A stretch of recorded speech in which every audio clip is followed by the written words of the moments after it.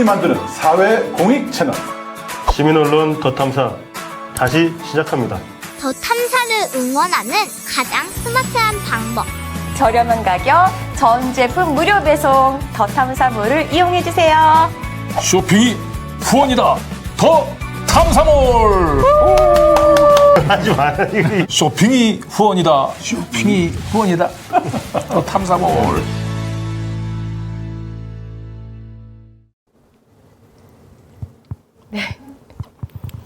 네, 공정과 상식, 진짜 공정과 상식을 찾아가려고 애쓰는 방송입니다. 네, 시민언론 더 탐사 미디어 비평 시간이고요. 오늘 함께하실 분들부터 소개하겠습니다. 네, 박대영 기자님 모셨습니다. 안녕하세요. 네, 여러분 안녕하십니까, 박대영입니다. 네, 그리고 한겨레 주신 기자 네, 허지영 오늘은 기자님 좀 모셨습니다. 안녕하세요. 그걸 강조해 주시는군요. 네. 네, 허재영 기자입니다. 네. 항상 그 언론 취재에도 바쁜데, 네. 네. 언론의 항상 화제의 중심인 더 탐사. 네. 이번 주도 아니 왜 많은, 우리가 화제의 네. 중심이 되는 거죠, 자꾸? 네. 네, 새로운 네. 그 미디어를 개척해 가고 있기 때문에 벌어지는 현상이 아닌가. 아니요, 일종의 저쪽이 너무 비상식이라서 뭐 그런 것도 있겠습니다. 네, 아무튼 네. 성장통이라고 생각하십시오. 네. 아유, 네. 성장도 두 번만 성장 겪었다가 나중에 많이 할 겁니다. 다 컸는데. 네. 아, 뭐 괜찮으시죠? 뭐, 네. 근데 하루라도 이 조용한 날이 없는 것 같습니다. 네. 거의 뭐, 좀 조용해지려 그러면은 또 이렇게 또 태풍이 한 번씩 올라오고, 우리가 요즘 저 가을에 태풍 올라오듯이, 잊을만 하면 뭐가 나타나고 계속 그렇습니다. 괜찮습니다. 저희가 겪는 태풍보다 저쪽에 있는 태풍이 더. 네. 네. 아, 네. 오늘은 정말 처음부터 끝까지 우리 허지영 기자께서 준비를 해주셨어요. 너무 감사합니다. 아, 아닙니다. 워낙 뭐 다들 바쁘시니까요. 다음에도 부탁드려요. 아, 영리하시네요. 네, 일을 시키시는 그 관리자의 노하우가 아주 잘하는 탁월하십니다. 사람이 하는 걸로. 뭐 이렇게 칭찬을 해주면 네, 일을 더 하게 되죠. 아, 영 아니, 기자님. 네, 그러려는 의도가 아니라 정말 네, 잘해주셔가지고. 하여튼 뭐, 예, 제가 너무 기여할 수 있다면 감사합니다. 기쁘죠. 네, 미국의 소리 기사네요. 윤 대통령 거꾸로 사진 보도. 네, 가지고 오셨습니다. 네. 네. 이번 한 주 역시 윤석열 대통령 네. 그 이제 그 욕설 논란 네. 이제 한국에서만 논란이 되는 게 아니라 이제 해외 외신들에서도 논란을 넘어 사실은 우리에게 이제 가슴 아프게도 좀 조롱하는 어떤 그런 이제 풍자, 네. 예, 풍자를 이제 원래 외국 언론들이 더 많이 하잖아요. 네. 근데 우리나라 이제 그 대통령을 두고 이렇게 조롱하고 풍자하는 거는 제가 역대 처음으로 겪어보는 것 같은데 안타깝게도 이런 보도들이 이번 주에 좀 이어졌습니다. 사실 우리끼리 비판해도 또 나가서 이러면 또 속상해요. 아, 우리가 비판하면 그쵸? 이제 그럴 수 있다 치지만 이제 또 외국에서 이제 바깥에서 그렇게 맞고 들어오면 너무 그렇죠, 좀 속상하죠. 예. 창피하죠, 그냥. 예. 네. 부끄럽죠. 네. 미국의 소리라고 이거 이제 국영 언론사이거든요. 이제 네. 그 정부에서 운영하는 겁니다. 태극기 분들이 되게 좋아하는 언론. 그래요? 네, 미국의 그렇죠, 소리 되게 그렇죠. 좋아하십니다. 네. 맞습니다. 네. 예. 여기서 윤석열 대통령의 이제 거꾸로 찍힌 사진, 이게 로이터 사진으로 제가 알고 있는데 예. 이게 이제 이걸 그냥 일부러 쓴 것 같아요. 이게 그러니까 그 바로 욕설 논란을 보도하면서 이 사진을 미국의 소리에서 쓴 거거든요. 네. 그러니까 하필이면은 욕설 논란과 아무런 상관없는 사진인데 일부러 이걸 쓴 겁니다. 그거는 의도가 있다고 사실 봐야 되겠죠. 그래서 이렇게 거꾸로 된 사진, 그러니까 이거 윤석열 대통령이 좀 거꾸로 된 인식, 뭐 이런 것들을 이제 꼬집고 싶어서 일부러 이런 사진을 쓴 것 같은데, 그렇죠. 좀 가슴이 아픕니다. 어떤 사람은 뭐 물에 이렇게 약간 좀 물에 빠진 듯한 느낌? 이렇게 본 사람도 있더라고요. 어떤 상황에 이렇게 좀 자기가 이렇게 빠져있는 네. 느낌. 네. 여러 가지로 해석이 가능할 것 네네. 같은데, 참말 우리나라 언론에서는 이런 사진을 쓰지 않는데, 네, 이제 해외 언론들은 뭐 거리낄 게 없는 거죠. 가슴이 아픕니다. 네. 근데 이것만이 있었던 게 아닙니다. 네. 오늘 더 가슴 아픈 또 해외에서 좀 이렇게 윤석열 대통령을 풍자하는 이런 보도라기보단 일종의 뭐랄까 토크쇼? 네. 이런 것들 시사 코미디 프로그램 BBC에서 굉장히 네. 유명하고 권위 있는 Have I Got News for You라는 BBC의 아주 대표적인 시사 코미디 프로그램인데 네. 여기서 이제 윤석열 대통령의 욕설 논란과 그리고 MBC 기자들의 어떤 그런 걸 탓하는 걸 네. 오히려 다시 한번 조롱하는 그런 내용이 다루어져서 코미디 소재로 쓰이는 건 사실 코미디긴 하죠.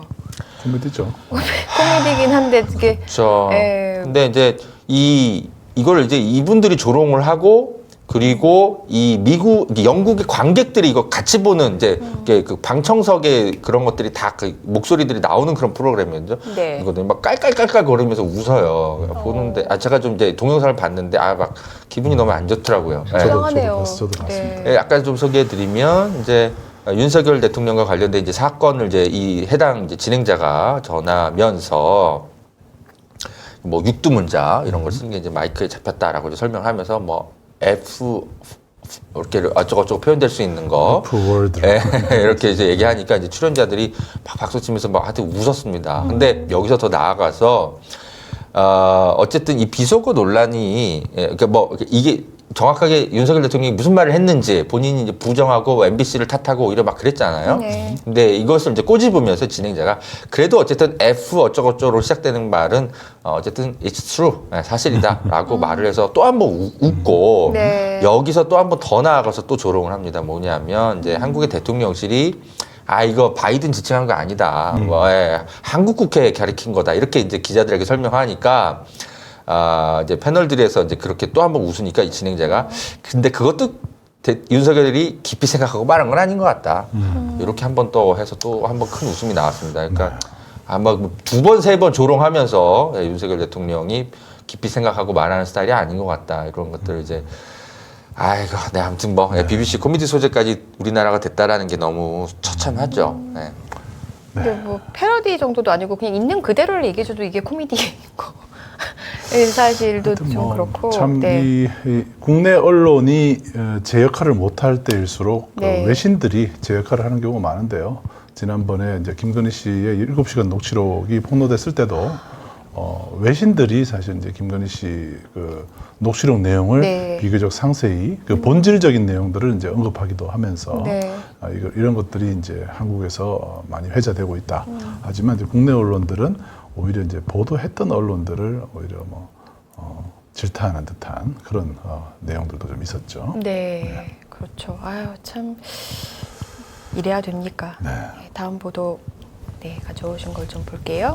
네, 조선일보 출신 기자죠. 네. 네, 지금 이제 기자는 아니고, 과거 이제 윤석열 후보일 때, 국민의힘 대통령 후보일 때 이 캠프 대변인을 지냈던 이동훈 전 기자가 윤석열 대통령, 본인이 목격했던 모습을 좀 SNS에 폭로를 했네요. 네. 그래서 뭔가 이렇게 얘기를 하면 본인만 거의 1시간 중에 59분이 본인이 얘기하고 그리고 나머지 한 1분 정도를 이제 사회 원로들이 조금 얘기를 하려고 그러면 가르쳐 듣느냐, 날 지금 가르쳐 듣느냐 이렇게 따졌다고 합니다. 이런 부분들이 이제 언론인들 사이에서도 이제 폭로가 되기 시작했습니다. 그것도 이제 조선일보 출신 언론인이라는 게 좀. 그러니까 이분이 이제 1년 이제 지금 이제 윤석열 대통령이 이제 당선되고 나서 지금 몇 개월 흘렀죠. 지금까지 조용히 있다가 평소 이제 굉장히 큰 문제의식을 가지고 있다가 네. 이제는 말할 수 있다. 뭐 이렇게 결심을 하신 건가요? 본물처럼 터지는 네. 시기가 될 수도 있겠어요. 그런 것 뭐 같습니다. 이분 같은 경우는 제가 뭐 좀 잘 모르는 분입니다만은 뭐 사실 이제 자리를 뭐 얻지 못했겠죠. 오래 못 갔죠, 사실은. 네네네. 네, 농공 네. 행상을 했을 텐데 그거군요. 정권이 바뀌고 난 뒤에 별로 네. 이렇게 혜택을 받지 못하니까 이제는 말할 수 있다라고 이제 이렇게 한마디 하는 것 같습니다. 네, 아무튼 이런 폭로들이 이제 계속 이어질 것 같습니다. 네. 네, 그렇고요. 네. 다음 보도를 보면 네, 이것도 좀 이제 좀 사회 문제가 좀 되고 있는 것 같아서 가져왔는데, 지금 고등학생이 네. 윤석열을 이제 패러디하면서 네. 윤석열 열차, 네. 이거를 이제 전국 학생 만화 공모전에 이제 제출을 했다가 이제 이 내용을 좀 보시면 대충 그림만 봐도 아시겠죠? 윤석열 열차가 막 폭주하듯이 막 달려가면서 시민들을 막 치고 사회를 좀 혼란스럽게 만드는. 네. 이게 이제 굉장히 좀 자주 사용되는 이제 영국의 일간지 정치풍자 그 만화 이게 여기저기 많이 패러디가 되거든요. 네. 이제 이 학생도 아마 여기서 착안했을 수도 있는데 아무튼 비슷한 형태의 이제 그림을 냈다가 이제 상을 받았죠. 네. 근데 상을 받으면 뭐 그냥 그러려니 해야 되는데 이걸 가지고 문화체육관광부가 이 수상은 행사 취지에 어긋난다. 이러면서 지금 이 학생을 이제 대놓고 네. 탄압하기 너무 좀 그래서 그런지 이 단체 있잖아요. 네. 예, 전국 학생 만화 공모전을 치른 문화체육관광부의 이제 어떤 이제 후원하는 행사겠죠. 여기에 이제 기관을 만화진흥원을 경고하기 시작해서 사회 문제가 좀 되고 그냥 경고한 게 아니라 엄중 경고했네요. 엄중 경고. 그럼 예산 지원을 이제 뭐 중단하거나 네. 뭐 그렇게 하겠다는 것 같아요. 그 후에 이제 학생의 얘기를 들어보면 오마이뉴스가 취재를 잘했던데 예, 윤석열 씨가 이제 대통령 선거 기간에 이제 열차에다 발을 올려놓고 네, 좀 되게 거만하게 앉아 있는 모습이 그런 적이 있었잖아요. 있었죠. 그게 이제 화제가 많이 됐을 때 윤석열과 이제 열차를 떠올렸던 것 같습니다. 그래서 그걸 상징적으로 어떻게 표현해 볼까 하다가 이렇게 많이 이렇게 사용되는 영국 일간지 정치풍자 만화를 이제 사용한 건데 문제는 근데 너무 언론의 잘 보도 그렸어요. 태도입니다.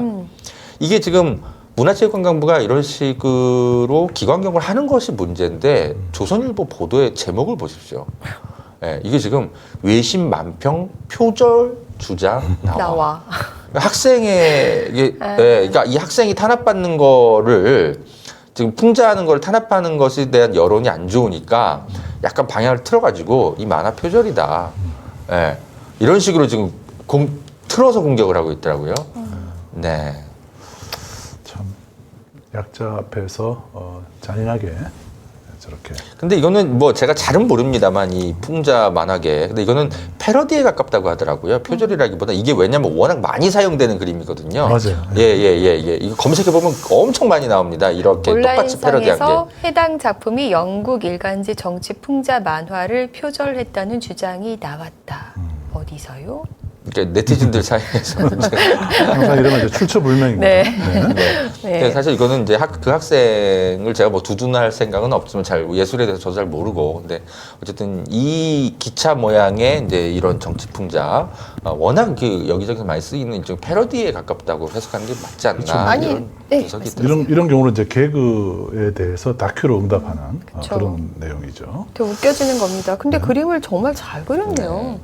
근데 조선일보가 사실 그 누군가 어떤 고등학생의 표절 이런 문제를 이렇게까지 심각했습니까? 왜냐하면 김건희 씨의 학위 논문 그리고 한동훈 법무장관의 딸의 여러 가지 표절 뭐 논문인지 아티클인지 굉장히 별로 이렇게 날카로운 모습이 없었잖아요. 근데 이 전국 학생 만화 공모전 카툰에서 상 받은 것에 대한 표절 논란에 대해서는 이렇게 발빠르게 아참하는 언론의 보도 태도가 아참하는 언론이죠. 네. 네, 다음 볼게요.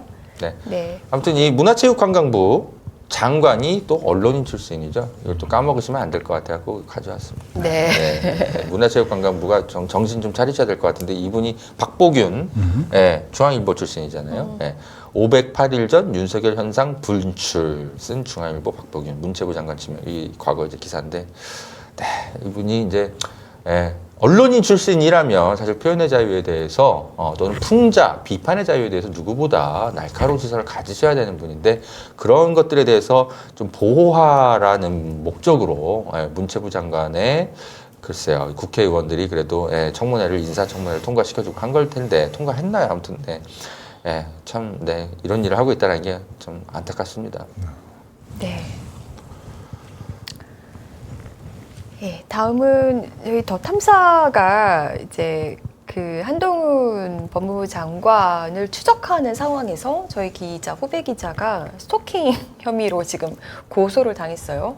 너무 기가 막히고 코가 막히고 입이 막히는 상황인데요. 네, 이거에 대해서 또 두 분이 또 날카롭게 또 얘기를 더 해주실 것 같습니다. 네.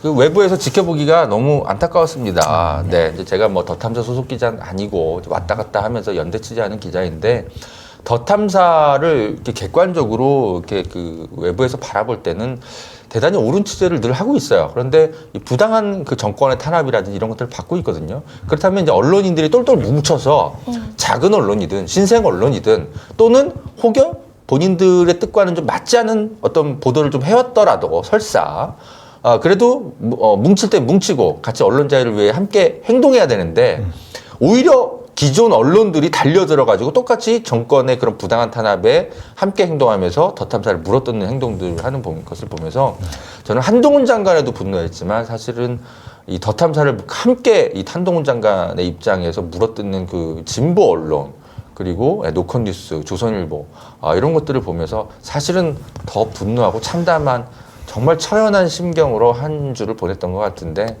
오늘 그래서 뭐 썸네일에도 이렇게 준비했지만 사실은 그 각 언론사들이 네.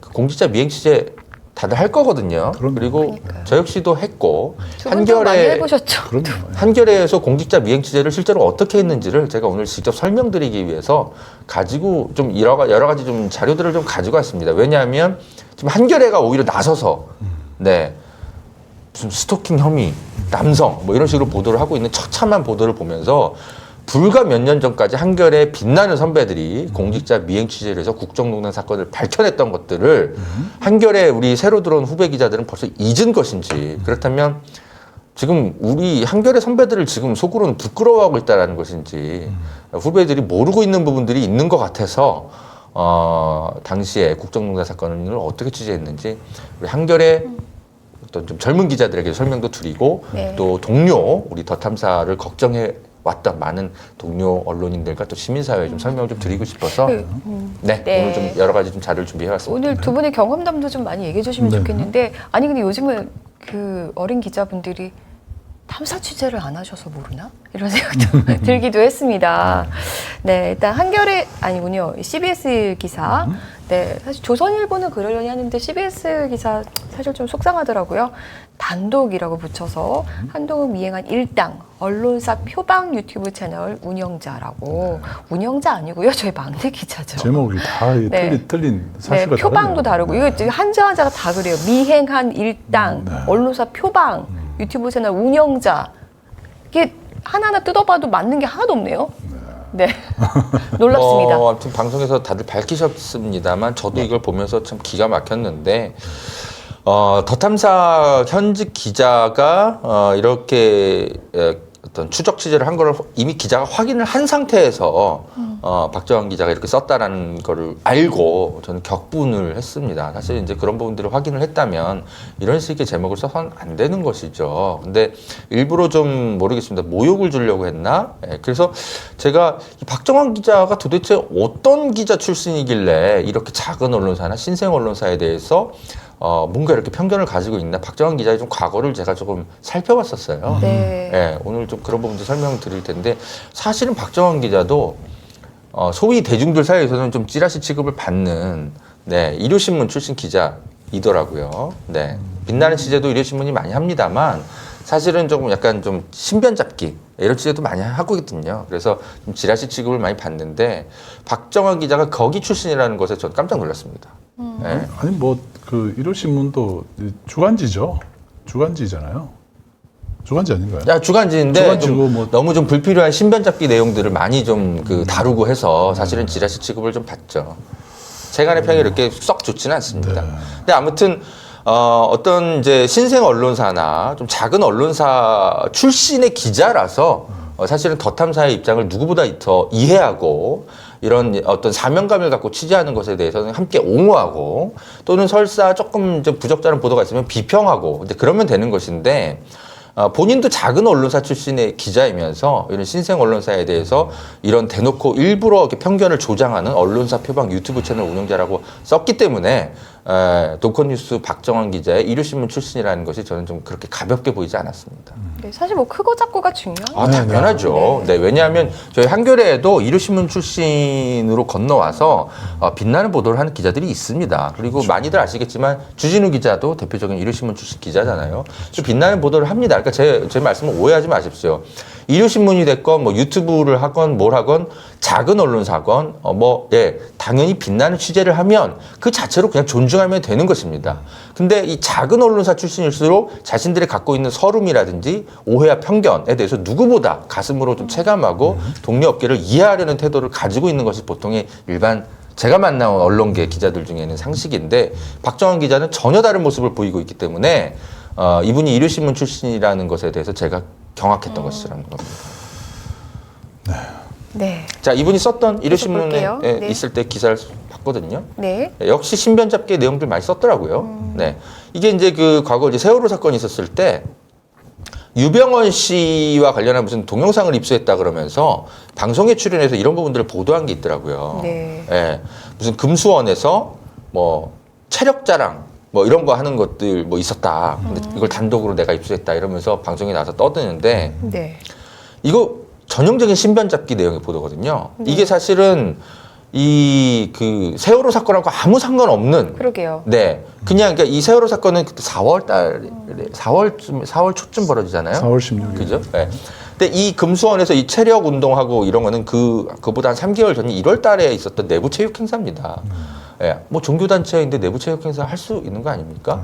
만약에 이제 세월호 사건이 터진 이후에 예, 어떤 우리 사회가 굉장히 이제 그죠? 예, 굉장히 슬픔과 그리고 이 구원파 또는 이 세월호의 소유주 문제 이런 것들이 논란이 벌어지고 있는 가운데서도 이렇게 이런 행사를 벌렸다면 당연히 이제 지탄의 대상이 될 수 있지만 사실은 아무 상관없는 네, 예, 내용들을 가지고 와서 이렇게 유병헌 씨가 건강의 중요성을 강조하고 뭐 나는 힘이 세다 뭐 이런 네. 거를 신도들 앞에서 강조했다 이런 것들을 설명하는 것들 사실 본질과 아무 상관없는 그냥 이건 그냥 구원파 때려잡기 당시 사회 분위기에 편승해서 굉장히 선정적인 보도를 한 거거든요. 근데 보니까는 YTN에서 나와서 방송을 했고 그 당시에는 약간 사회 분위기가 그랬습니다. 그러니까 세월호 사건의 본질을 취재하기보다는 사실은 어떤 특정 종교, 그래서 그때 그랬죠. 마녀 사냥, 네. 그러니까 이제 정부의 책임보다는 어떤 그 사이비 종교로 그렇죠. 인해서 세월호 네. 참사가 발생했다. 그리고 책임을 전가시키기 위해서 언론들이 경쟁을 다투던 그런 시기죠. 그렇죠. 뭐 제 개인적으로는 약간 뭐 이 단체의 책임도 없지는 않다고 생각합니다. 세월호 사건에 대한 사회적 책임. 다만 제대로 비판해야죠. 기자라면. 그러니까 언론의 역할과 일종의 좀 뭐 시민의 역할이 좀 다르지 않나 이런 생각이 드는데 아니 유병헌 씨가 73세인데 당연히 건강의 중요성을 강조할 수 있는 거 아닙니까? 근데 이게 세월호 사건에 대해서 무책임한 태도라고 이렇게 비판할 수는 없는 것이죠. 근데 이런 어떤 근데 당시에 이제 구원파가 워낙 마녀 사냥 당하니까 이런 분위기에 편승해서 이런 보도를 한 것인데 사실은 대단히 신변 잡기적인 내용이라고 볼 수 있죠. 네. 저런 것도 있었군요. 네. 제가 좀 경악했던 보도는 또 있습니다. 네. 이분이 이제 CBS로 옮기고 나서 네, 2019년 9월 4일에 낸 보도네요. 그렇습니다. 네. 조국 펀드 네. 이른바 조국 사모펀드로 알려졌었죠. 예, 그 보도에 대해서 이제 조국 장관을 마녀 사냥하는 특히 사모펀드와 관련해서는 이제 무죄 판결이 이미 났기 때문에 정경심 교수나 조국 장관과 아무 상관없는 조범동 조카의 사모펀드 사건으로 이미 확정 판결이 났죠. 네, 사실은 이 부분과 관련해서는 조국 장관이 깨끗하게 사실은 억울함을 풀었다고 볼 수 있는데 박정환 기자는 이런 부분들에 대해서 그 당시에 역시 조국 장관이 아무리 나는 사실 몰랐다. 조카가 알아서 한 일이었고 이런 부분들에 대해서 검찰이 빨리 밝혀주길 바란다라고 해명을 거듭거듭 함에도 불구하고 마치 조국 장관이 관련돼 있는 것처럼 그 당시에 몰아세우는 기사를 썼던 것으로 확인이 됐습니다. 정황 증거가 차고 넘치는 것으로 드러난다. 그러니까 조국 장관 후보자가 당시 이제 기자들 상대로 일종의 좀 해명 청문회라고 해야 될까요? 국회에서 가졌죠. 거기서 정확하게 다 밝혔습니다. 예. 그 조카가 무슨 사업을 했는지는 뭐 이렇게 실소유주일 수도 있고 아닐 수도 있고 그렇긴 하지만 나는 사실 몰랐다. 블라인드 펀드이고 오촌 조카가 뭐 하는지까지 사실 그죠? 삼촌이 다 알 수는 없는 거잖아요. 그렇게 해명을 했음에도 불구하고 정황 증거가 차고 넘치는데 왜 모를 수 있냐? 라는 취지의 보도를 또 이어나가는데 제가 국회 당시 인사청문회 때 박정원 기자가 조국 장관이 구체적으로 어떻게 해명을 하고 박정원 기자가 어떤 질문을 하는지를 자료를 좀 찾아봤거든요. 네. 네, 여러분 함께 좀 보시면서 네, 판단해 보시면 좋겠습니다. 네, 후보자님 CBS 박정환 기자입니다. 일단 그 사모펀드 논란이 계속 좀 심화되고 있는데 일단 그 코링크 프라이빗 에쿼티에 투자한 경위 그냥 부인에게 그 투자를 맡긴 것인지 그 부분이 궁금하고 그리고 그 일단 그 사모펀드의 실소유주가 오촌 조카 조모 씨라는 의혹이 계속 제기되고 있습니다. 이 부분에 관해서 해명을 부탁드립니다. 아시다시피 제 처가 그 사모펀드에 투자를 한 건 사실입니다. 근데 그 배경을 좀 설명을 드리겠습니다. 제가 민정수석이 되고 난 뒤에 개별 주식은 보유하는 것이 좋지 않다라는 의견을 듣고 그러면 펀드에 투자하면 되겠느냐라고 공식적으로 질문을 했습니다. 그래서 펀드 투자, 사모펀드를 포함한 것입니다. 허용 가능하다는 답변을 받았습니다. 사실 저는 제가 잘 그 경제나 경영에 잘 모르기 때문인데 사모펀드가 뭔지를 이번에 공부를 하게 되었습니다. 사모펀드가 도대체 어떻게 돌아가는지에 대해서 애초에 사실 알지를 못한 정도입니다. 그런데 이번에 어쩔 수 없이 하나하나 보게 되었는데요. 분명히 말씀드리는 것은 저는 물론이고 제 처든 간에 이 사모펀드의 구성이건 운영이건 뭐 등등의 과정에서 알 수가 없었습니다. 따라서 관여도 하지 않았습니다. 이 점은 그 문제의 사모펀드 회사가 공식적 입장을 발표한 바 있습니다. 그 보도자료를 한번 봐주시면 좋겠고요. 지금 문제가 되고 있는 저의 오촌 조카는 저희 집안의 장손에 해당됩니다. 제사 때 1년에 한 번 또는 뭐 많아야 한 2번 볼까 이 정도의 관계인데 저희 집안에서 주식 관련해서 전문가라고 하면 그 친구가 한 명입니다. 그래서 원래 개별 주식에 있던 주식을 제 처가 팔아서 이걸 어떻게 하면 좋겠냐 물었을 때 집안에 있는 사람에게 물을 수밖에 없겠죠. 물론 또 다른 펀드 매니저요. 원래 거래하던 펀드 매니저에게도 물었습니다. 그래서 그 펀드에 넣었고 그렇지만 그 펀드가 어디에 투자를 하는지 어떻게 운영되는지는 알 수가 없습니다. 그 점은 제가 그 이번 청문회 과정에서 확인을 한번 했는데요. 한번 보시면 이건 그 회사에서 많은 언론에서 제기했던 것입니다. 그 펀드 회사에서 운용 현안을 보고하지 않았느냐. 투자한 사람에게 우리가 어디 투자했는 걸 알려줬을 거 아니겠느냐. 당신들이 그걸 보지 않았겠느냐라고 한 것 같습니다. 실제 그래서 저도 이번 2, 3주 사이에 그 보고서를 찾아보았습니다. 이렇게 되어 있습니다. 본 펀드의 방침상 투자 대상에 대해서 알려드릴 수 없다라고 되어 있고 상세한 내용에도 어디에 투자했는지 자체가 적혀 있지 않습니다. 그게 이른바 블라인드 펀드라고 합니다. 저는 이 블라인드 펀드란 말 자체를 이번에 알았는데 애초에 그 펀드의 운영상 이 펀드가 어디에 투자되는 것인지를 투자자에게 알려주지 않도록 설계되어 있고 그것이 알려주면 불법인 것입니다. 따라서 모를 수밖에 없는 것입니다. 그 후보자께서는 그렇게 해명하시지만 이미 그 후보자 부인과 그리고 아들 그리고 딸 그리고 처남까지도 그 후보자 부인이 돈을 빌려줘서 그 펀드에 투자를 했고 그리고 펀드의 주요 그 주주라는 점이 드러났습니다. 그런 거 보면은 그 후보자 일가가 그 펀드 운영에 관여하면서 그 블라인드 원칙을 위배했는 거 아니냐는 그런 의혹이 계속 나오고 있는데요. 예, 그 점은 제가 언론 보도를 통해서 검찰에서 그 펀드 회사를 압수수색을 한 것을 확인했습니다. 거기서 각종 서류가 나왔을 것이라고 보고 분석이 될 것입니다. 지금 문제의 제 처남도 제 돈을 빌려서 0.99%인가의 지분을 갖고 있다고 합니다.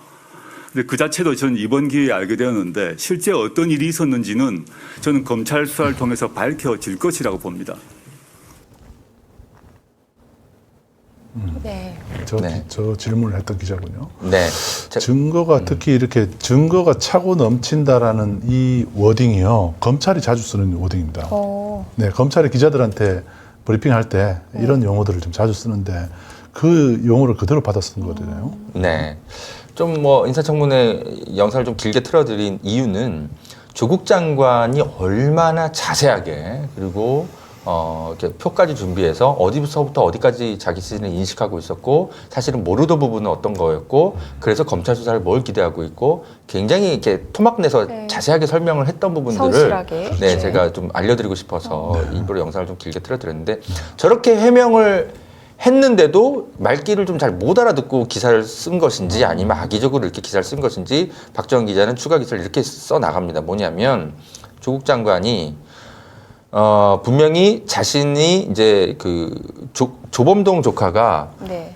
이 사모펀드의 실소유주인지 아닌지 뭐 이런 것에 대해서 뭐 부인하거나 뭐 어떤 취지의 해명을 하지 않았어요. 그냥 모른다. 자신은 정말 몰랐다. 라고 얘기를 했습니다. 근데 이 박정환 기자 기사의 리드를 보십시오. 조국 장관 후보자가 마치 실소유주라는 점을 알 수 없다고 해명했지만 정황 증거는 차고 넘치는 것으로 드러난다. 이렇게 기사를 쓰면서 마치 조국 장관이 실소유주가 조범동이 이게 아니라고 한 것처럼 그렇게 읽히도록 기사를 써놨습니다. 그러니까 이거는 완전히 인사청문회 내용을 오해했거나 일부러 독자들을 좀 기망하고 있거나 이제 그런 것이죠.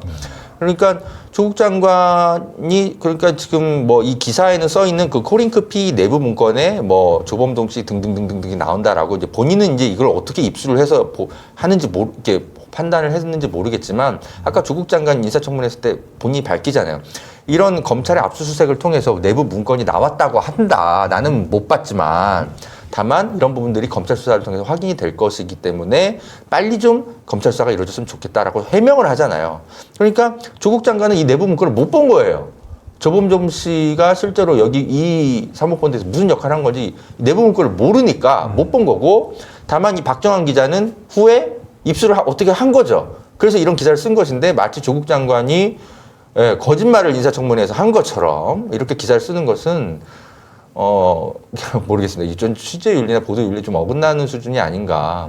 저는 그런 생각이 드는데 이것에 대해서 박정환 기자가 좀 더 추가 질문을 하거든요. 저는 모르겠습니다. 뭐 조국 장관의 굉장히 집요하게 질문을 하는데 집요할 정도로 못 알아듣는 질문을 계속 또 박정환 기자 이어가거든요. 네. 조금만 더 추가 영상 함께 마저 보시겠습니다. 네, CBS 박정환입니다. 사모펀드 관련해서 좀 더 자세하게 여쭤보겠습니다. 일단 처남이 그 코링크 PE에 주식 투자한 시점은 2017년 3월입니다. 이게 GP, 그러니까 운용사로 들어간 것이고요. 그리고 펀드 투자를 한 거, 그러니까 투자사 LP로 들어간 거는 2017년 7월입니다. 근데 후보자 그 부인과 그 일가께서는 2017년 7월에 이제 펀드로 들어가셨고, 그렇다면 처남이 먼저 GP로 들어갔는데 이거를 블라인드 투자라서 몰랐다. 이 부분은 조금 해명이 좀 안 맞는 것 같고요. 저희 처남의 0.99% 지분이 어떤 이유에서 어떤 배경에서 만들었는지 저도 사실 알지 못합니다. 물어본 적도 없습니다. 그거는 제가 지금 이랬다 저랬다 뭐 단정을 할 수 없고 지금 이미 수사가 진행되었기 때문에 그리고 이미 출국한 사람들이 돌아오게 되면 그걸 통해서 실제 어떤 일이 벌어졌는가를 밝혀져야 된다고 보고 있습니다. 저도 그걸 강하게 바라고 있습니다. 실제로 이렇게 이제 검찰 수사를 통해서 계속 밝혀진다고 후보자께서 말씀을 하셨는데 수사를 통해서 만약 위법 사항이 나온다면 여기에 대해서 책임을 지실 의향이 있으십니까? 저도 여러 번 말씀드렸습니다만은 애초부터 가족이 모두가 된다, 모두 구성한다고 알지 못했다는 것입니다. 저는 물론이고요. 그 상태에서 그게 블라인드였느냐 아니냐의 문제는 제가 여러 번 아까 소개를 했던 그 회사의 운영 보고서 또는 뭐 금감원의 보고 검사 기록이 있다면 확인할 수 있겠죠. 그건 제가 지금 확보를 못해서 모르겠습니다. 지금 제가 알 수 없는 것에 대해서 왜 답을 안 하냐라고 하는 건 좀 무리인 것 같습니다. 제가 모르기 때문에 모른다는 것입니다. 그 기록을 제가 본 적도 없고 저희 가족도 본 적도 없는 상태에서 남은 건 결국 이런 모든 기록을 확보하고 있는 검찰에서 또는 금감원에서 밝혀야 된다고 보고 마지막 질문과 관련해서 위법이 확인되면 전 법 앞에 위법이 확인되면 그에 해당되는 합당한 제재를 받는 것은 너무 당연하다고 생각합니다. 어떻게 보이십니까? 질문을 되게 많이 하네요. 기자회견에서 이렇게 한 기자한테 많이 주어지신 경우. 저긴 뭐 굉장히 오랫동안 저 사람만 지금 6-7시간 했기 때문에. 네. 네, 저렇게 이렇게 날카롭게 사실 질문하는 게 맞긴 한 거죠. 고위공직자에게. 네. 다만 말귀를 좀 알아들어 가면서 계속 추가 질문을 해야 되는데 그 영화 그대가 조국 보셨습니까? 거기 보면 기자들이 조국 장관의 말귀를 잘 못 알아듣고 했던 질문 또 하고 또 약간 비틀어서 또 하고 그렇게 해서 거의 6-7시간 동안 조국 장관을 괴롭히다시피 하면서 기자들이 사실은 말귀를 너무 못 알아들어서 저렇게 청문회 약간 답변 국회 답변 시간이 길어지는 그런 것들 다큐멘터리가 중복된 질문 엄청 나왔죠. 네, 그런 것들 잘 그려졌는데 사실 현장에 조국 장관을 정말 집요하게 말귀를 못 알아들어가면서 계속 질문을 했던 기자가 사실 이제 이 CBS의 기자인 것으로 나중에 제가 확인을 했습니다. 네. 그래서 아무튼 말귀를 못 알아듣다 하더라도 저는 그렇습니다. 사실 뭐 물어본 것도 물어볼 수도 있고 공직자에 대한 날카로운 검증을 하겠다면 사실 정말 몰랐냐 어떻게 모를 수가 있냐 왜 질문할 수 있죠. 근데 한동훈 장관에도 이번 사건에 대해서 그렇게 물어볼 수 있는 거 아닙니까? 그러니까. 어떻게 네. 생각하세요? 왜냐하면 한동훈 장관이 스토킹 피해자라고 주장을 하는데 자신을 쫓아다니는 사람이 기자인지 알았냐 몰랐냐 물어봐야 되는 거 아닙니까? 어떻게 생각하십니까? 그러게요. 네, 근데- 굉장히 중요한 거잖아요. 네. 근데 왜 기사를 쓸 때 그런 부분들에 대해서 한동훈 장관에게는 조국 장관에게 하듯이 묻고 또 묻고, 예, 그리고 또 묻고 왜 그렇게 하지 않는 것인지가 저는 의아한 겁니다. 왜 조국 장관에게 들이댔던 저 날카로운 태도가 왜 한동훈 장관에 대해서는 조금도 날카로운 모습이 없는 것이죠? 강진구 기자님이 이제 통화를 했잖아요. 박정원 네. 기자랑 통화를 했는데 그때 통화 내용을 자세히 들어보시면 박정원 기자가 그 강진구 기자가 설명하는 내용을 잘 못 알아듣습니다. 아, 네, 좀 못 알아들어요. 잘 못 알아듣더라고요. 예, 맞습니다. 이 뭔가 해석하는 게 좀 부족해요. 제가 그런 것 그래서 같습니다. 그러다 보니까 충분히 설명을 하고 납득을 했어요, 본인이. 납득을 했는 줄 알았는데 아직도 기사는 그대로 두고 있습니다. 아마 아직도 기사 안 고쳤죠? 안 네. 고치고 있어요. 그래서 아까도 조금 전에도 이제 기사를 내용을 보고 왔는데 네, 변화가 없습니다. 네. 뭐 의도도 악의적이었던 기사인 것 같고, 네, 뭐 조금 동료 업계로서 좀 미안한 얘기지만, 네, 좀 말귀를 좀 잘 못 알아듣는 기자 중에 한 명이 아닌가 이런 생각도 좀 사실 개인적으로는 들었습니다. 일부러 못 알아들으셨어요. 네. 한동훈 장관을 네. 향해서도 말귀를 못 알아들어도 상관없으니까 똑같은 법무장관 아닙니까? 근데 왜 한동훈 장관에게는 왜 저렇게 날카롭게 질문하면서 기사를 쓰지 않는지가 참 의아하고요. 그리고 또 이분 이제 경찰청 출입 기자더라고요. 네. 그래서 무슨 기사를 썼는지 쭉 보는데 경찰의 어떤 그 수사에 대해서 날카롭게 분석해서 전달하는 기사가 없더라고요. 아예.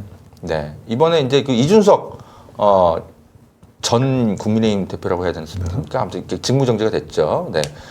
무혐의 처분 성접대 사건, 의혹 사건, 불송치 결론, 경찰이 이제 내려서 좀 사회적 논란이 좀 벌어지고 있는데 이런 것에 대해서 이준석이 이걸 1승했다. 뭐 이런 식의 논평을 그냥 하고 CBS 김현정의 뉴스쇼에 나와서 이런 식으로만 논평하고 넘어가는 것에 대해서 조금 제가 좀 약간 놀랐습니다.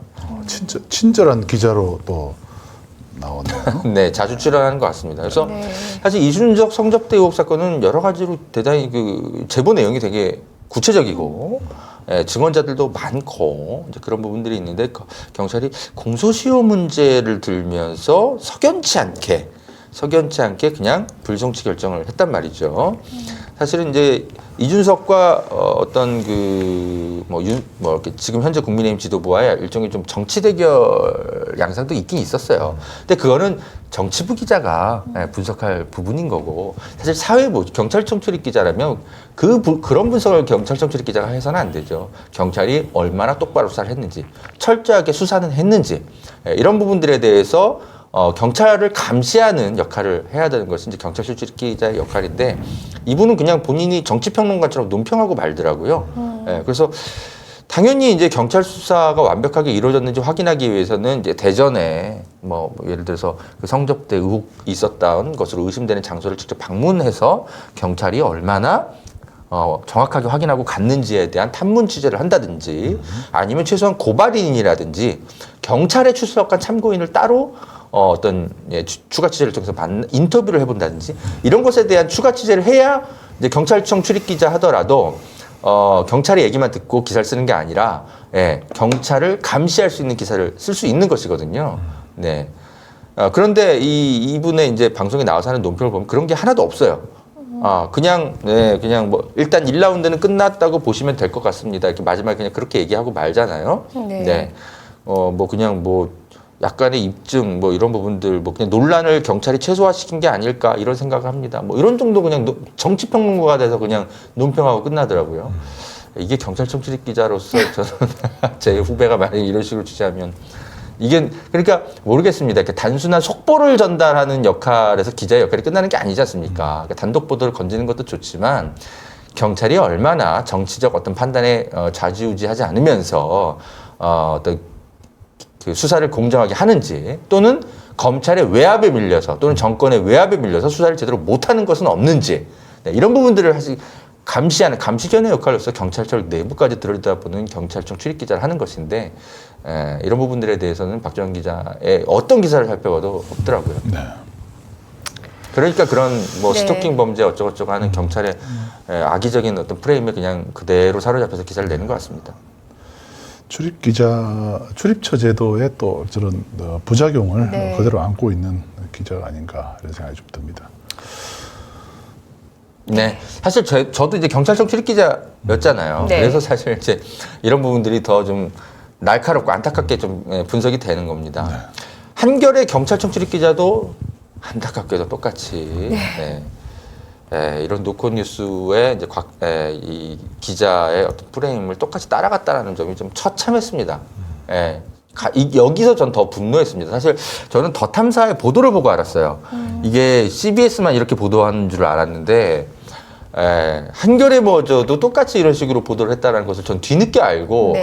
너무 경악했습니다. 저는 제가 뭐 충격이라는 표현을 썼는데 이건 많은 분들이 실제로 충격 받았을 것 같습니다. 한겨레였기 때문에. 곽진산 기자 이분도 검색해 보니까 경찰청 출입 기자더라고요. 알지는 못하시고. 제가 모릅니다. 왜냐하면 이분이 경력으로 이직해 오셨더라고요. 최근에 이투데이인가? 하여튼 뭐 거기 있다가 이제 경력으로 이직해서 오신 분이라서 사실 저는 모르는 후배예요. 제가 가르친 후배도 아니고 전혀 모르는 후배입니다. 그래서 어떤 성향인지 자체는 모릅니다. 그래서 그냥 뭐 객관적으로 그냥 저는 그냥 논평을 그냥 비판적으로 해야 될 것 같아요. 네. 네. 그 지난 첫 기사에서는 사실 이 스토킹 피해를 한동훈이 당했다고 주장을 하니까 또 쫓아다닌 남성이 누구인지 모르고 썼다고 그냥 억지로 한번 이해해보고 넘어가려고 했습니다. 그런데 바로 어제, 그러니까 방송 날짜로 이렇게 그저께가 되겠네요. 네. 또 미행 혐의, 스토킹 혐의 남성 네. 이런 식으로 기사를 한번 반복해서 또 썼더라고요. 아니 그 전 기사 첫 기사도 보면 과거 유튜브 열린공감TV 관계자 취재활동 이렇게 썼어요. 알았어요. 첫 기사에서. 맞습니다. 네. 그런데 아무리 기자라고 밝혀도 그냥 스토킹 혐의 남성이라고 일부러 쓰는 것 같아요. 이건 대단히 악의적이고 그러니까요. 이거는 본인의 가치 판단이 담겨 있는 악의적인 기사인 거죠. 왜 한겨레 출입 기자가 이런 기사를 쓰는지 저는 너무 사실 좀 이해가 안 됩니다. 요렇게만 보면은 마치 이제 한동훈 장관이라는 남성을 좋아하는 또 다른 동성애 취향의 남성을 지칭하는 그러게요. 것처럼 그렇게 네. 보입니다. 그러게 말입니다. 그러니까요. 네, 기자들 이게 국민들은 그렇게 오해할 수 있는 것이죠. 그렇죠. 동성애자가 한동훈 장관을 너무 좋아한 나머지 스토킹을 한 것처럼 저렇게 보입니다. 네. 뭐 하여튼 너무 처참합니다. 그래서 제가 뭐 곽진산 기자 뭐 잘 몰라서 뭐 사실 뭐 어떻게 논평해야 될지 모르겠습니다. 강진구 기자가 따로 한번 통화는 하신 걸로 제가 알고 통화했습니다. 있습니다. 네. 처음엔 전화를 안 받았죠.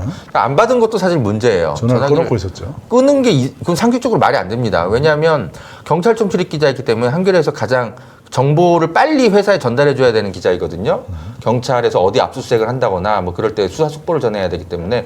근데 기자가 전화를 꺼놓는다는 건 사실 이건 문책사항이 될 수 있거든요. 이제 큰일 날 일입니다. 또 하나 있을 수 있죠. 뭐. 그렇게까지 하나요? 잘 모르겠습니다. 저는 그런 적 없는데. 근데 아무튼 그런 일단 태도도 문제이고 다만 그 다음날 통화가 이루어진 것으로 알고 있고 강진구 기자가 제목을 좀 고쳐달라고 항의를 하신 걸로 알고 있는데 이분의 이제 대답이 아시잖아요. 뭐 제목을 기자가 쓰기보다는 안에서 쓰니까 제 뜻이 아닙니다라는 취지로 해명을 했다고 제가 전해 들었습니다. 근데 그렇게 얘기하시면 안 됩니다. 한겨레의 어떤 기자도 본인의 의사에 반하는 제목을 그대로 편집국에 방치하는 기자가 단 한 명도 없습니다. 이건 너무 왜냐하면 자신이 쓴 기사의 내용이 왜곡 전달될 수도 있는 거거든요. 그렇죠. 왜냐하면 편집국이 오인할 수도 있거든요. 잘못할 수 있거든요. 네네. 그럼 기자가 바로 잡아줘야죠. 바로 전화를 합니다. 네. 그리고 시스템이 이게 제가 있을 때부터도 이미 한겨레는 2010년대 중반부터 최초의 기사 제목을 현장 기자가 먼저 써서 인터넷에 먼저 올리도록 시스템이 바뀐 지가 5년이 넘습니다. 그렇기 때문에 최초의 기사 제목도 기자가 정하고요. 그리고 설사 기사 제목이 좀 중간에 바뀐다 하더라도 바로 전화를 해서 어필을 할 수가 있습니다. 그렇죠. 아 이렇게 쓰면 지금 문제가 있다라고 그렇습니다. 분명히 얘기할 수 있죠. 네네. 그런데 그거를 내부 핑계를 댄다라는 것은 본인의 뜻이 아니라는 취지로 사실은 거짓말을 강진구 기자에게 하는 것이고요. 한겨레 기자는 네, 거짓말해서는 안 됩니다. 도대체 누구 망신시키려고 하는 겁니까? 네. 곽진상 기자, 네. 제가 모르는 후배지만 뭐 글쎄요. 내부에서 심한 문책이 좀 있어야 될 것 같습니다. 이 기자에 대해서는. 네. 네. 오늘 제가 좀 이렇게 더 탐사 쪽에서 좀 시간을 좀 허락해 주신다면 사실은 좀 중요하게 하고 싶은 얘기가 있었습니다. 네. 뭐냐면 좀 곽진상 기자는 최근에 들어온 기자 잘 모르는 것 같아요. 뭐냐면 한겨레에서도 공직자, 고위공직자 특히에 대해서 제보를 받고 그 비리를 밝혀내기 위해서 더 탐사 쪽에서 했던 것과 똑같은 방식의 장기 추적 미행 취재를 해왔습니다. 네. 해왔고 제가 한겨레 이제 법조 기자일 때 경찰청 출입을 할 때는 아니었고요. 법조 기자일 때 특히 국정농단 사건이 터졌기 때문에 그때 우병우 청와대 민정수석을 오랫동안 미행 취재를 해서 상도 받았던 기사가 있습니다. 제가 이걸 지금 오늘 처음 가져오는데요.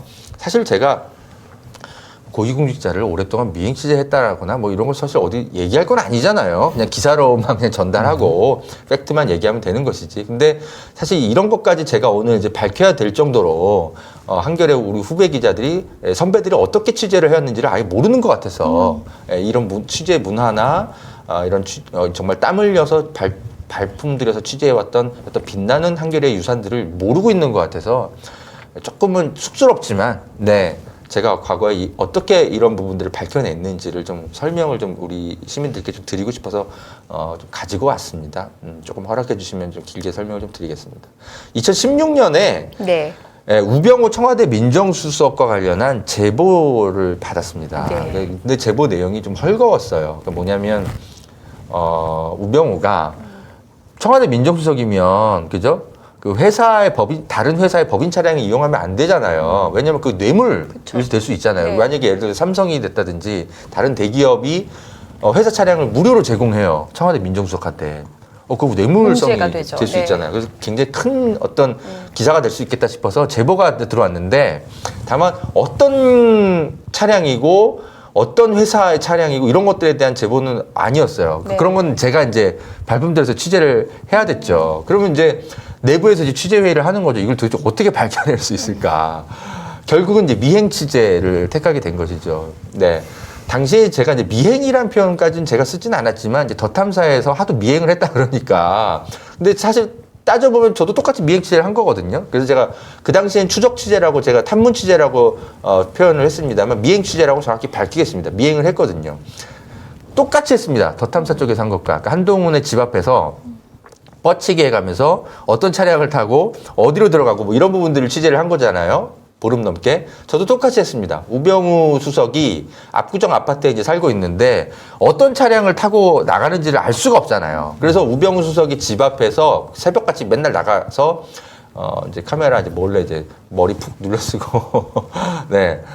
사실은 이제 잠입 취재를 한 거죠. 이제 그냥 일반 그냥 돌아다니는 아파트 주민인 것처럼 하면서. 근데 자꾸 놓쳤어요. 제가 좀 약간 뭐 모르겠어요. 우병우 수석이 뭐 이렇게 몰래 나갔는지 어쨌는지. 근데 자꾸 그래가지고 일주일 넘게 계속 왔다 갔다 하면서 출근 장면을 찍고 또 어떤 차를 갖고 가는지를 이제 확인해야 되기 때문에 굉장히 오랫동안 뻗치기 한 끝에 그분이 어떤 차를 타고 나가는지를 결국 확인을 했습니다. 근데 이게 마세라티 차량이었는데 네. 근데 문제는 그걸 타고 또 어딜 가는지를 확인해야 되잖아요. 왜냐하면 법인 차량이라고 하니까. 네. 네.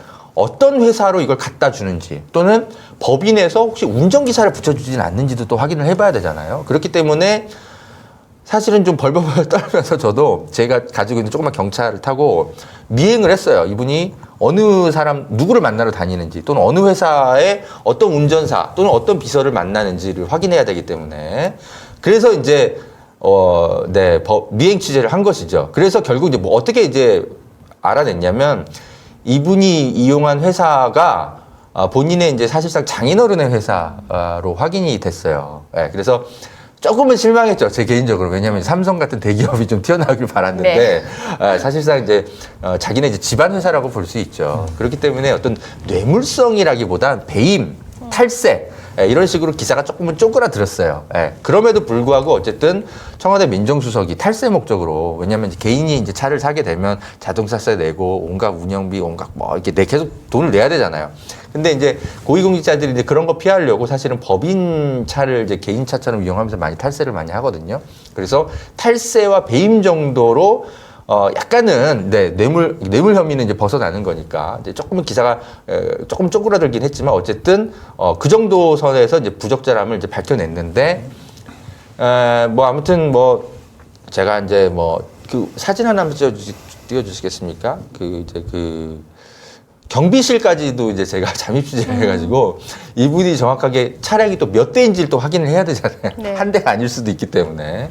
그래서 이 아파트는 경비실에다가 키를 다 맡겨놔요, 주민들이. 네. 그래야 이제 이중 주차 문제를 해결하기 위해서 경비 아저씨가 막 달려가서 차 빼주고 막 이런 거 하거든요. 그래서 정확하게 우병우 수석이 출근하자마자 사라지는 열쇠는 어떤 것인지를 또 확인하기 위해서는 네.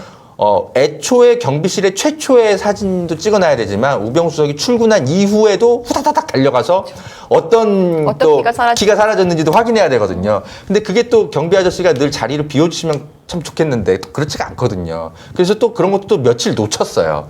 그래서 아무튼 결론적으로 이제 우병우 수석이 이용하는 차량이 한 대이고 정확하게 마세라티 키이고 이 키라는 거를 일주일을 이제 경비 아저씨를 몰래 이제 사진을 찍으면서 사실은 찾아냈습니다.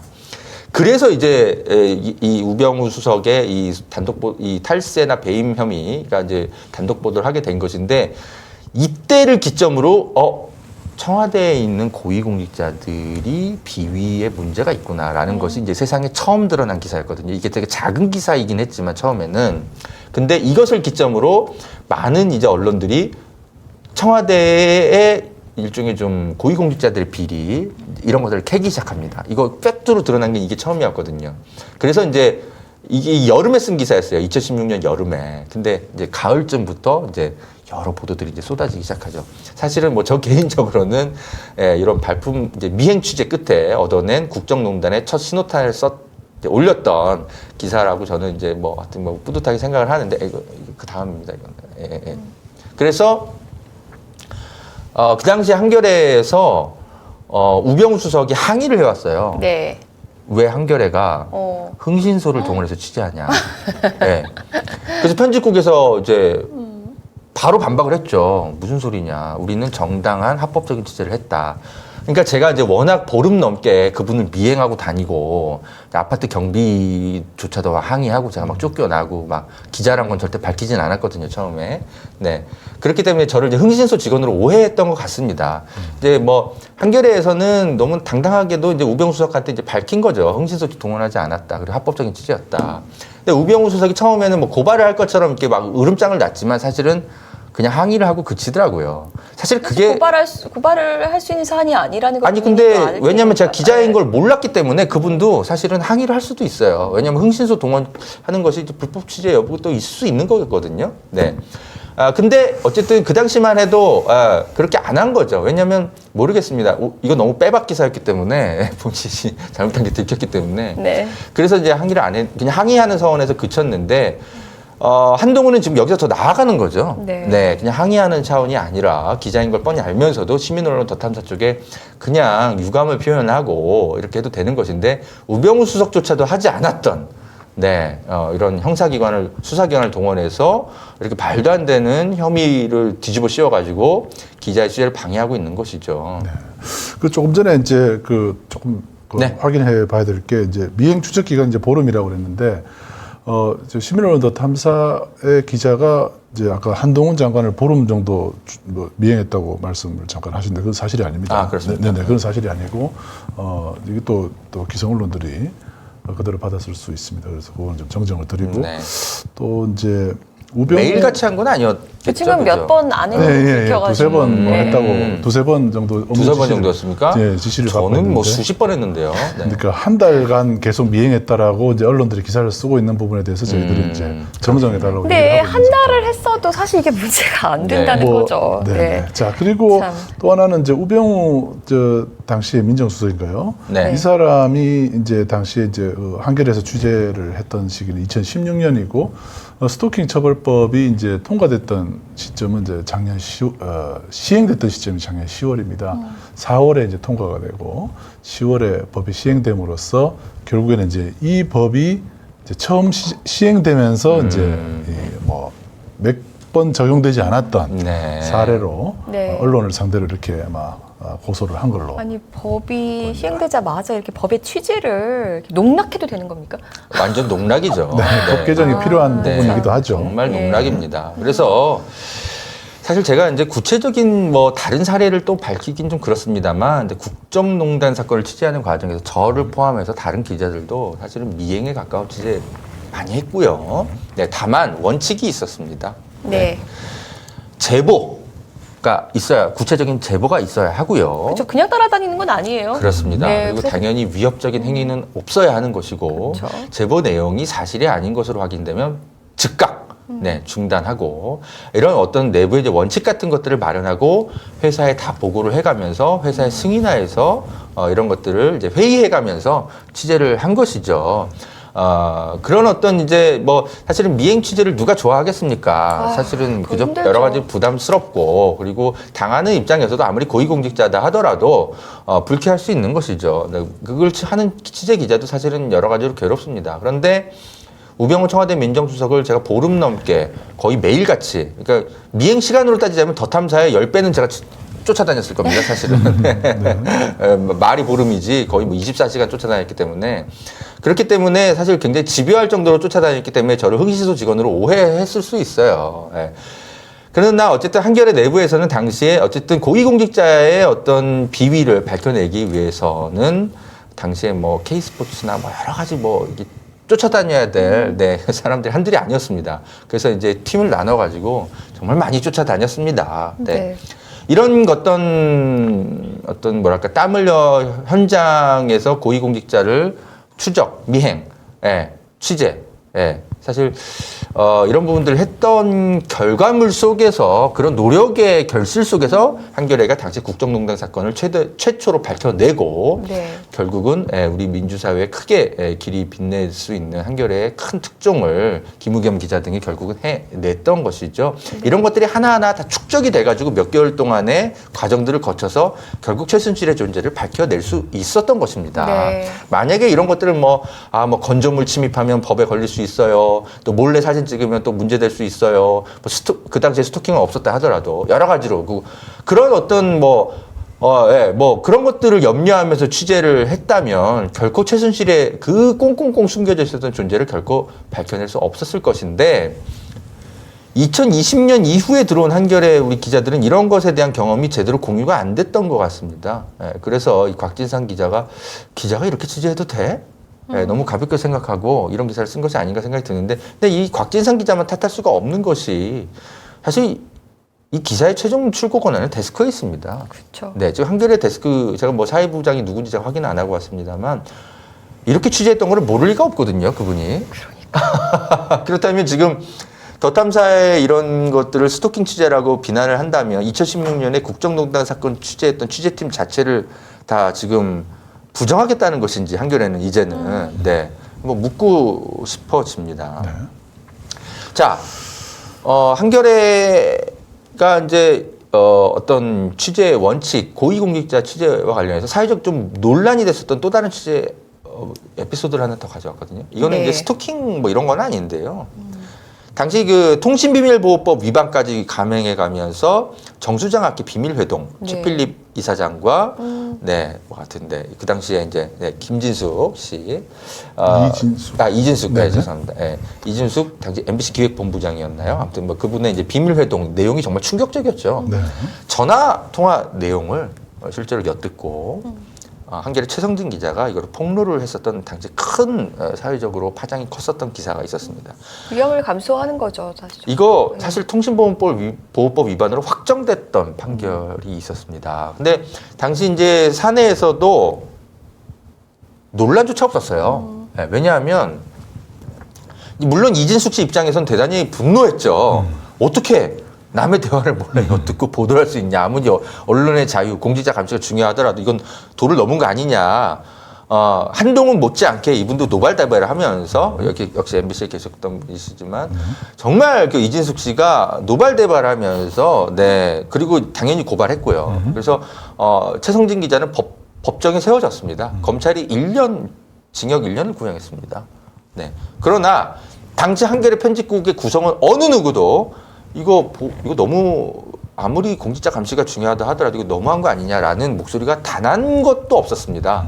네, 통신비밀보호법 설사 위반을 했다 하더라도 언론의 알 권리가 국민의 알 권리가 먼저 아니냐라는 사내 분위기가 있었고 그런 기사를 쏟아냈습니다. 그만큼 알려져야 할 가치가 있는 기사들이었기 때문에. 그렇습니다. 네.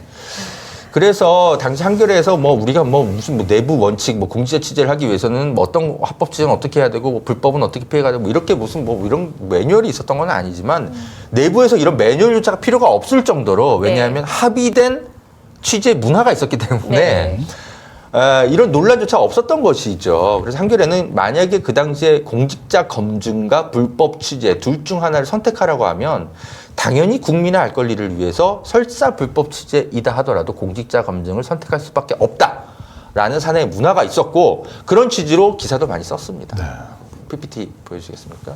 네. 네, 그래서 항소심에서 이제 징역 6월에 선고유예가 실제로 있었습니다. 최성진 기자는 사실은 이제 선고유예이기 때문에 전과 기록은 남지 않지만 통신비밀법 위반은 확정이 된 겁니다. 네. 그 다음 PPT 가면. 네, 그래서 그럼에도 불구하고 한겨레는 기자는 어두운 진실 앞에서 눈 감을 수 없다. 네. 설사 이게 위법이라 할지라도 위법 판결도 유감이지만 그럼에도 불구하고 똑같은 순간이 찾아온다면 보도를 할 수밖에 없다. 위법의 틀 안에서 언론 자유와 국민의 알 권리를 묵살하지 말라. 이런 취지의 사설과 칼럼을 그 당시에 쏟아냈습니다. 이 사설과 칼럼에 대해서 당시 한겨레 내부에서 어떤 비판의 여론이 없었죠. 당연히 다들 똘똘 뭉쳐서 함께 싸웠습니다. 네. 이런 그 취재 문화가 있었기 때문에 이건 조금 그 다음입니다. 이런 취재 문화가 있었고 그래서 이제 모르겠습니다. 이게 당연히 이제 불법 취재를 가급적 피하는 게 맞겠죠. 정말 최악의 수단인 것이죠. 그리고 당시 최성진 기자도 여러 고민이 있었을 겁니다. 통신비밀보호 위반이 될 수 있는데, 근데 몰래 도청한 건 아니고 이제 아마 본인이 밝혔을 겁니다. 최필립 이사장과 원래 통화를 했었는데 최필립 이사장이 전화 안 끊은 거예요. 안 끊고 그 이진숙 씨를 만난 겁니다. 그러는 바람에 뭐지? 통화는 안 끊겼는데 이분이 다른 분과 대화를 또 하고 계시나면서 그냥 통화를 안 끊었을 뿐입니다. 사실은 이렇게 도청기를 설치해서 한 게 아니고요. 근데 사실 저도 이 비슷한 경험이 한 번 있거든요. 저도 안 끊고. 누구나 있습니다. 한 번씩 있죠. 네. 특히 나이 드신 분들이 좀 그런 경향이 네. 있죠. 네. 그래서 전화 안 끊어버린 겁니다. 왜냐하면 국민의 알 권리, 통신비밀보호법을 설사 위반하더라도 국민의 알 권리를 위해서 일단 녹음하자. 이런 결단을 한 것이고 당연히 저는 제가 여전히 최성진 기자여도 그런 설사 불법 취재임을 설사 그 어느 순간 인지한다 하더라도 일단은 취재하던 것은 마무리를 지었을 것 같습니다. 그리고 이제 사내에서 다시 판단을 했겠죠. 네. 어떻게 보십니까? 저의 당시 저는 한겨레에서 이런 미행 취재 너무나 많이 했기 때문에 사실은 더 탐사 후배 기자들이 이런 취재를 했다는 걸 전 뒤늦게 알고 어떻게 하면 더 고위공직자를 잘 미행 취재할 수 있는지 제가 한겨레에서 들었고 했고 배워왔던 것들을 오히려 전수해주고 싶을 정도였는데 박대웅 기자님은 어떻게 이게 많이 이제 하셨죠? 그럼요. 대표적으로 하나만 얘기해 주세요. 제가 이제 자치단체장이 자동차 우리가 지금 이제 고유가 시대에 자동차 홀짝제가 시행되던 시절에 자치단체장들, 기관장들 중에서 관용차를 2대를 운영하는 사람들이 있었습니다. 홀수 번호와 짝수 번호. 그거 다 이용하려고. 네, 그러니까 매일 차를 타고 다니려고 자동차를 이제 2대를 운영하는 것이죠. 네. 그래서 그런 것들을 이제 저희가 이제 뭐 제보를 받은 건 아니고 제가 눈으로 직접 확인을 했어요. 차가 계속 바뀌는 거죠. 그래서 그걸 보고 차량 운행일지를 정보공개 청구를 동시에 하면서 계속 한 열흘 정도를 계속 이제 추적을 했었죠. 그래서 그 사람이 이제 차를 바꿔 타는 것들을 이제 계속 찍어가지고 보도를 했고, 결국 그 자치단체장이 그 보도 이후에 이제 쇼를 합니다. 이제 뭐 네. 자기 이제 버스 타고 다니겠다 이러면서 쇼를 하고 그렇게 돼 나중에 또 뭐 차를 뭐 계속 타긴 했는데, 공무원들 자기 부하 직원들한테는 이제 자동차를 기름을 아끼라고 그렇게 얘기하면서 자기는 차를 2대를, 관용차를 국민들 세금으로 차를 2대를 옮겨 타고 다니는 것들을 미행을 해서 이제 찍은 적이 있습니다. 그때 아마 그 사람이 뭐 저를 상당히 경멸을 했죠. 하지만 그 뭐 그렇다고 대놓고 항의는 못했던 걸로 기억이 납니다. 그러니까요. 다 이렇게 탐사 취재하시는 분들은 경험이 다 있거든요. 근데 지금 말씀하셨지만 이렇게 네. 이런 기사를 쓰는 우리 기자님들은 네. 없으신가 봅니다. 그러니까 한겨레에서 네, 선배들이 이런 가르쳐야 경험들이 될 텐데. 선배들이 전수를 좀 많이 해주고, 그리고 곽진상 기자가 설사 이런 것들을 오해하고 썼다고 하더라도 바로 잡아주고 그러니까요. 그렇게 했어야 되는데 이렇게 하지 않는다는 것이 굉장히 유감스럽고, 제가 이제 그냥 추정컨대 네. 한겨레 편집국 분위기가 많이 바뀐 이유 중에 하나가 최근 한 5년 사이에 경력 기자들이 수십 명 들어온 것으로 알고 있어요. 네, 그러니까 왜냐하면 이제 은퇴한 선배들이 좀 최근에 이제 그 나이들이 갑자기 겹치면서 많이 은퇴하셨거든요. 그래서 경력 기자들을 좀 충원을 많이 했어요. 최근 몇 년 사이에. 그러는 네. 바람에 조금 사내 문화가 급격하게 좀 바뀐 것으로 알고 있습니다. 네, 아마 그런 것 때문에 선배들의 이런 소중한 취재 유산들이 제대로 대물림되지 못하고 후배 이제 어떤 경력 신입 기자들이 선배들의 빛나는 유산에 대해서 제대로 물려받지 못해서 이런 이상한 기사를 쓰는 것이 아닌가. 아니 뭐 한겨레만 뭐 그런 뭐 추적 보도를 하나요? 아유, 당연히 물론 그건 아닙니다만 아닌데. 한겨레 기자라도 나서서 더 탐사 기자를 옹호해야 되는 게 사실 네. 너무 당연한 건데, 그렇게 하지 않기 때문에 오늘 어쩔 수 없이 제가 한겨레에서의 경험을 좀 쑥스럽지만 좀 길게 설명을 좀 드렸습니다. 네. 자, 다음 보도 가져오시고 볼게요. 네, 이건 좀 짧게 말씀드리겠습니다. 곽진상 기자가 최근에 또 계속 이상한 오보를 많이 낸 게 또 있더라고요. 네. 네, 이분은 팩트 체크 자체를 잘 안 하시는 것 같아요. 보면 안혜욱 씨 주장에 대해서도 여전히 틀린 기사를 써놨더라고요. 김건희 유흥업소 근무. 네. 이분 이제 경찰청 출입 기자니까 이렇게 쓰는 것 같은데, 자꾸 김건희 유흥업소 근무, 이건 그냥 경찰의 판단인 거거든요. 그러니까요. 안혜욱 씨는 이런 주장을 한 적이 없습니다. 네. 이거는 사실 신민언론 더 탐사의 과거 기사 뭐나 영상들 뭐 이런 것도 조금만 사실 팩트 체크를 해보면 안혜욱 씨가 이런 주장을 하지 않았다라는 걸 기자는 금방 알 수밖에 없는데, 경찰의 이런 설명만 듣고 그냥 그대로 기사를 쓴 거죠. 그러니까 국민의힘 고발장에 있는 내용을 그대로 이제 옮겨 쓴 거죠. 네. 그렇은 것 같습니다. 그래서 안혜욱 선생은 유흥업소 또는 조남욱 회장이 주도한 접대 자리에서 자주 김건희 씨를 목격했고 당시 줄리라고 자신을 소개했다. 이렇게 그냥 밝혔을 뿐입니다. 그렇죠. 그렇기 때문에 저 개인적으로는 만약에 김건희 씨가 유흥업소에서 단순 근무했다라고 오히려 안혜욱 씨가 만약에 밝혔다면 저는 이건 기사 가치가 없다고 생각해요. 왜냐하면 그건 그냥 한 여성의 과거사일 뿐인 거잖아요. 그렇죠. 근데 이건 단순 근무하고 이런 게 아니라 유흥업소나 어떤 각종 로비 자리, 어떤 조남욱 씨 옆에서 로비 자리에서 김건희가 목격됐다라는 거는 이건 여성의 사생활이 아니라, 네, 그렇죠. 네, 어떤 대단히 이제 어떤 고위공직자와의 어떤 유착 관계, 이런 것들에 대한 고위공직자 검증의 역사, 어떤 한 여인이라기보단 어떤 로비스트에 가까운 어떤 사람의 어떤 그 이제 영부인이 된 사람의 어떤 과거의 어떤 공적 행동들과 관련한 검증 취재가 되기 때문에 단순히 유흥업소에서 근무했다면 당연히 이제 보도 가치가 그렇죠. 없는 것이지만, 유흥업소에서 근무했던 여성이 어쩌다가 지금 영부인이 돼? 이게 아니라. 그렇죠. 그러면 오히려 네. 그건 여성 인권 침해성의 보도이지만 본인들이 그런 보도가 이렇게- 아닌 거잖아요. 네. 그렇기 때문에 이런 식의 경찰의 주장을 받아줘서는 절대 안 됩니다. 확인을 해야 되는 것이죠. 특히 한겨레 기자이기 때문에 그렇게 해야 되는 겁니다. 그런데 곽진상 기자는 그렇게 안 했더라고요. 이 기사가 9월 2일이면은요, 네. 우리 강진구 최영민 두 대표의 그 자택 압수수색이 있었던 다음 날이네요. 네. 그렇군요. 이때 마찬가지로 경찰이 이런 식의 네. 일종 여론 조작이죠. 이런 것들을 하는 것을 그대로 받아쓴 사람이 한겨레 기자였다는 것이 좀 안타깝습니다. 너무 놀라웠고요. 마지막으로 이제 경찰청 출입 기자 하시는 분들께 제가 조금 선배로서 좀 이렇게 말씀 좀 드리면, 경찰이 어떻게 설명하는지 수사속보 전화로 경찰청 출입을 하는 게 아니라, 물론 네. 그런 것도 필요하지만 경찰이 제대로 수사를 하는지, 혹은 악의적인 프레임을 쓰진 않는지, 또는 검찰의 횡포에 눌려서 경찰이 수사를 오히려 제대로 할 걸 못하진 않는지 감시하는 감시견의 역할을 하러 경찰청 내부로 들어가는 겁니다. 그게 이제 대단한 사실 시민사회가 어떤 간접적으로 주어진 한겨레 기자에게 준 경찰청 출입의 특권이거든요. 네. 그런 부분들을 제발 잃지 말고 경찰청 출입 기자로서의 본분을 다하시라. 네, 한겨레 선배들에게 제발 모욕을 주지 말라. 곽지상 기자에게 그 말씀 좀 드리고 싶습니다. 검찰의 말이 모두 진리가 아닌데. 그렇습니다. 아이고 참. 네. 네. 뭐 이제 마지막으로요. 네. 네. 뭐 이미 이제 더 탐사 쪽에서 잘 밝혔습니다만 미디어 비평 시간이기 때문에 한 번 더 좀 가져왔습니다. 스토킹 범죄의 처벌 등에 관한 법률을 살펴보면 이것은 명백히 스토킹 범죄가 아닙니다. 그쵸. 왜냐하면 스토킹 범죄 처벌 등에 관한 법률 2조를 보시면요. 이렇게 돼 있죠. 네. 상대방의 의사에 반해서 정당한 이유 없이, 네. 그죠? 네. 불안감 또는 공포심을 일으키는 것을 말한다.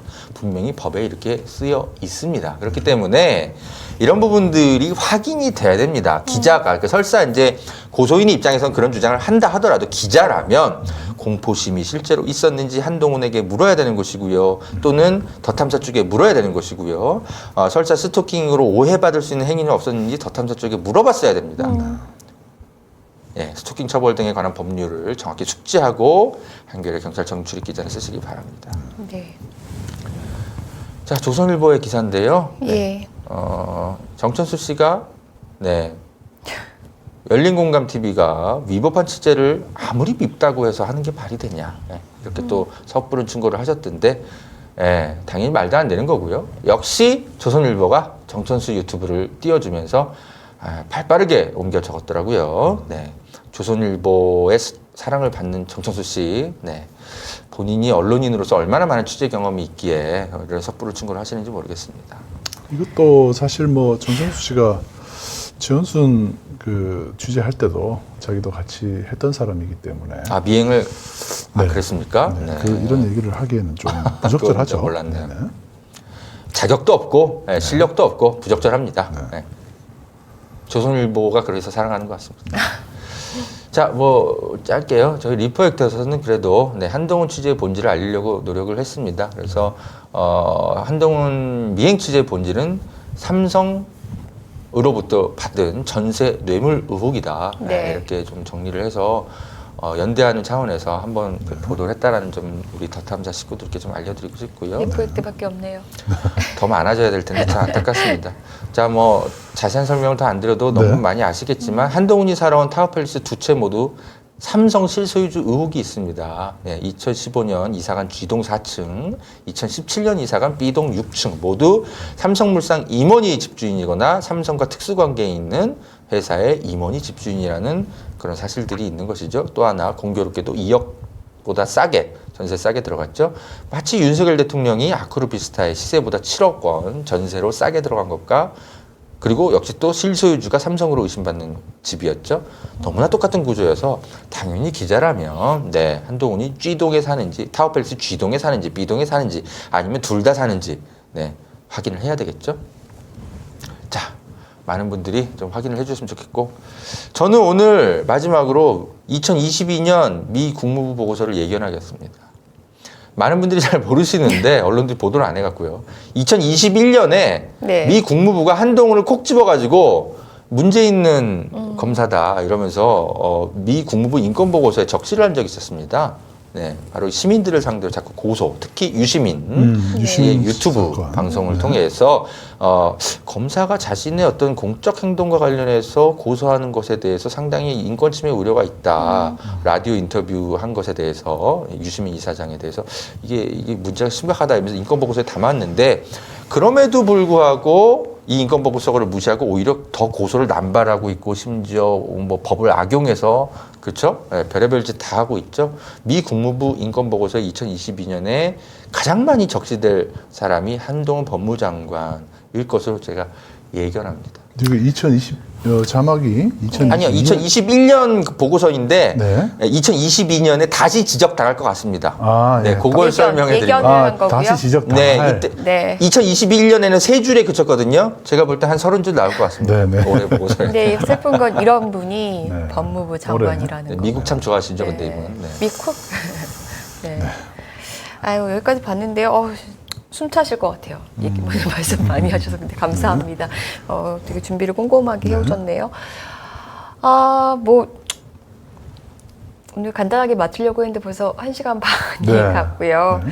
네, 마지막으로 두 분 꼭 하고 싶으신 말씀들 한마디씩만 더 듣고 마무리해야 될 것 같습니다. 네. 네, 오늘 저희가 국회 앞에서 기자회견을 또 진행을 했습니다. 그래서 많은 기자분들이 오시진 않았지만 저희가 꼭 해야 될 이야기들을 언론에 직접 하지 않는 한 언론들은 계속 한동훈 법무장관 또는 검찰이나 경찰의 말을 그대로 받아쓰고 저희들의 반론을 전혀 다뤄주지 않는 이런 행태가 반복될 것 같아서 저희들이 직접 기자들을 만나겠다고 국정감사가 열리는 국회 앞으로 달려간 것입니다. 기자 여러분들께서 보도나 이런 취재를 할 때 항상 상대방이 있습니다. 저희들 시민언론 더 탐사의 보도를 보면 꼭 반론을 듣잖아요. 그 사람이 반론을 거부하는 경우가 대부분이긴 합니다만은 거부하더라도 반론을 꼭 듣고 상대방의 입장을 보도에 담아내는 것이 공정 보도의 가장 기본입니다. 그걸 꼭 지켜주시기 바랍니다. 네. 네, 제가 한겨레 후배에게 하고 싶었던 충고를 대신 해주셨네요. 제 친정 언론사라서 좀 가슴이 아픕니다. 사실은 좀 오늘 이렇게 차분하게 설명드린다고 했는데도 혹시 중간에 좀 흥분하지 않았나 좀 조심스럽습니다. 네, 이해해 주시고요. 한겨레 내부 분위기를 좀 취재를 해봤어요. 네. 왜 제가 선배들 이제 좀 뒤에서 연락을 많이 하거든요. 왜 후배들 이런 걸 내버려 두시냐 물어봅니다. 무섭대요, 후배들? 그렇게 얘기하기보다는 네. 포기하고 계십니다. 아. 네, 포기하고 계시고요. 네, 더 이상 안 바뀔 것 같다고. 사실은 포기했습니다. 그래서 포기하셨더라고요. 네, 그래서 모르겠습니다. 이 한겨레의 빛나는 유산, 사실 제가 비록 한겨레를 나오긴 했습니다만 제가 한겨레에서 써왔던 정말 많은 기사들, 한겨레의 유산으로서 취재의 소중한 유산으로서 그것들 자체는 우리 한겨레 후배들이 저를 무시할 수는 없을 겁니다. 한겨레의 30년 사보에도 제가 쓴 기사와 저의 이름이 굉장히 많이 등장한다고 나중에 전에 들었었거든요. 그렇게 피땀 흘려 쌓아온 한겨레의 선배들의 소중한 유산들이 이렇게 허물어져 가는데 한겨레 선배님들 계속 포기하고 계실 겁니까? 네. 저 혼자서 이렇게 계속 쓴소리 하도록 내버려 두실 겁니까? 한겨레 선배님들, 후배들 질책하십시오. 네. 시민들이 만들어준 언론사 아닙니까? 이대로 무너져가는 걸 그대로 보고 계셔야 되는지 묻고 싶습니다. 네. 네, 오늘 이렇게 하겠습니다. 네, 저희가 다루는 이 사안이 첨예하게 갈등을 빚는 사안에서 이렇게 그래도 이쪽이 올 때 이렇게 얘기하는 게 아니라 상식 수준에서 네, 판단할 수 있는 건 이거든요. 네, 우리 시청자 여러분께서는 다 바른 눈으로 보셨으리라 믿습니다. 네, 오늘 여기서 마치고요. 저희는 다음 주에 다시 오겠습니다. 감사합니다. 감사합니다. 감사합니다.